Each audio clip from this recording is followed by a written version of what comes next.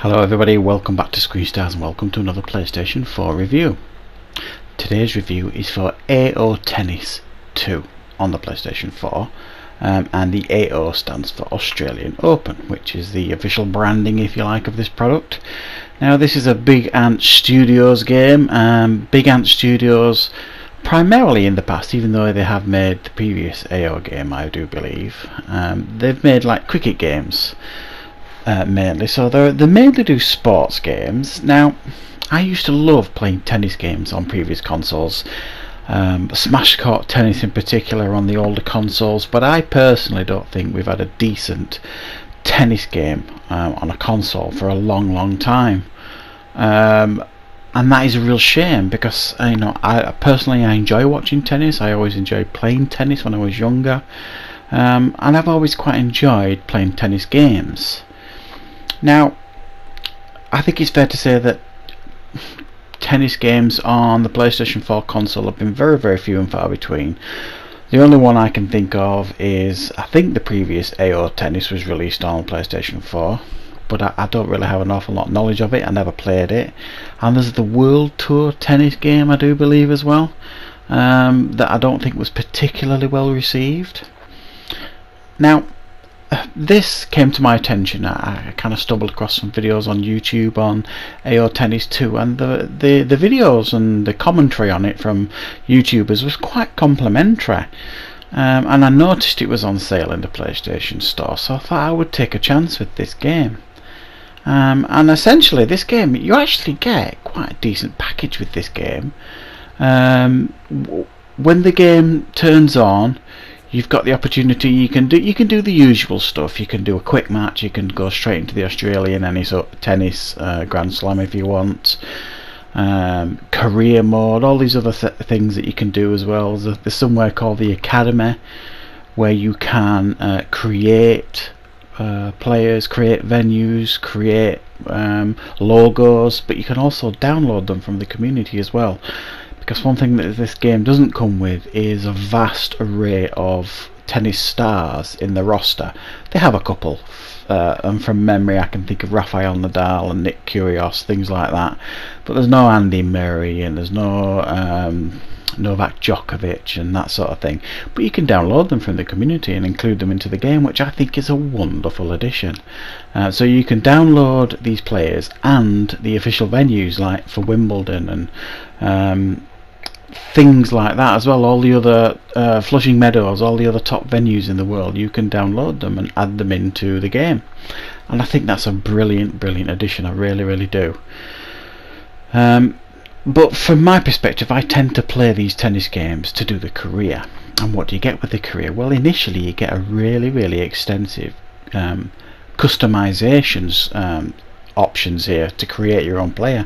I mean, really deep stuff. It's one of the best, I think personally, that I can remember seeing in a sports game or any other game for that matter. It is really very in depth. So you can create how you look, your clothing, your playing style, all that kind of stuff to really create the player that you want. Now it also allows you, once you're into the career mode, you can keep changing all that, change your appearance, change your style, all that kind of stuff. It gives you that freedom once you're in the career mode. And once you get into the career mode, you get a couple of nice cutscenes, introduction to the career mode. You've just turned pro, you get welcomed into the pro league sort of thing, and then you've got a calendar. You can choose, you can plan out your events, and they range from small time events, which you're going to want to enter in initially because you're not particularly good. You've got to build up your stats and your statistics to get better in the game, and your skills. So you can enter these smaller venues, and then or you can have a training week or a rest week, all that kind of stuff. You get invited to events if you're doing quite well. You can even invite people to be your doubles partner if you want to play doubles as well as singles. Gives you that option as well in the game, which I think is really nice. So you can map out your whole year, entering small events, medium events, large events like the Grand Slams, etc., and then try and progress your way up the rankings. And I mean, literally, it's not just like 100 players in this game. There's literally hundreds of them to start off in, and you find yourself right at the bottom of these players that no one I mean, I think it's something like level 500 or something right at the bottom of the list. But as you start doing well in tournaments, you are able to climb that ladder, and by winning tournaments you earn prize money, and you can use that prize money in the career mode to do things like get better coaches, get better physios, buy better ways to travel so that you're more comfortable, so you're not more fatigued, buy better hotels that you're staying in other countries, so that again you're better fatigued and you're more refreshed. So you've got to keep going through the game, earn money so that you can improve all these things for your player. Because fatigue is a big factor in this game. If you just play every week, if you play like a tournament every week, you're going to be fatigued and you're not going to do particularly well in these tournaments. So you need to balance tournaments with resting, with training, and then as you're earning money, get better physios, get better coaches, get better facilities for travelling and hotels, all that kind of stuff. So I actually think this career mode is really quite in depth and quite extensive, and arguably again one of the best I've certainly seen in a tennis game. You do kind of feel like, you know, you're a rookie on the tennis circuit and you've got to work your way up.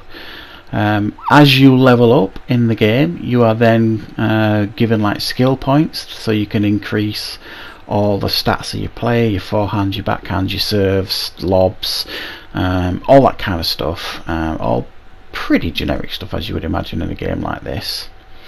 But as with any tennis game, the proof is in the pudding. How does this game play? To be honest, I've been quite impressed with how this game plays. With a tennis game, you want it to be slick, responsive, fun above all else, and it is all of those things. Don't get me wrong, it's not perfect. There are a couple of times when the opponent will play a shot into you and your player will just freeze himself to the ground, and even if you press whatever button you press, he's not going to return that ball. So there are a couple of issues here and there where it doesn't make a lot of sense, if you like, but when it works, this game, in regards to the shot choices and things, it really works. You've got your normal forehand, backhand, slices, all that kind of stuff, and then you've got more powerful versions of those shots, and it does feel as well like if you're playing like a low ranked player, you've more chance of beating them quite convincingly. But if you're playing, if you meet a better player in a bigger tournament, you aren't going to walk through that match. You've really got to work on your tactics. It's quite tactical. You know, you can't just whack the ball around the court, because they will outthink you and do a shot that'll just kill you basically. So you've got to try and outthink them, and it's quite tactical as well, some of these tennis matches.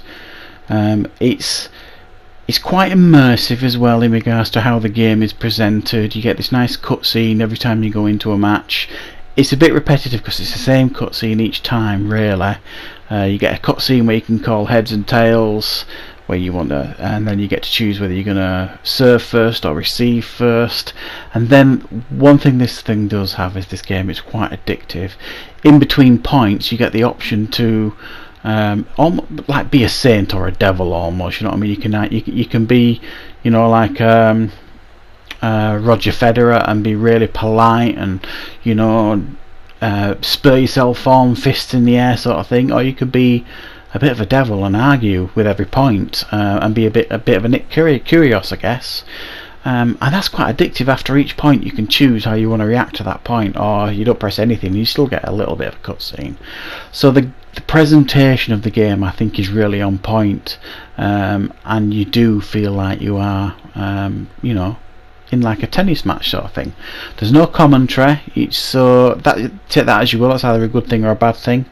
Now, if you're actually a tennis player, you don't hear the commentary, so it actually almost feels like you're more like a tennis player playing this game. But needless to say, I'm actually having quite a lot of fun with this. You can change the skill levels, so if you want to make it easy, medium, hard, all that kind of stuff, it's up to you. You can tailor it to how you want to play the game. I personally am enjoying this. I think it's probably the best tennis game that I've played for a number of years, but that's not saying a lot because there haven't been an awful lot of tennis games, certainly decent ones. But I think if you're looking for a tennis game, and certainly one on sale, you could do far worse than this game. So that is my review for AO Tennis 2. I hope you liked it, I hope you enjoyed it, and of course I will be back for more reviews on Screen Stars very, very soon.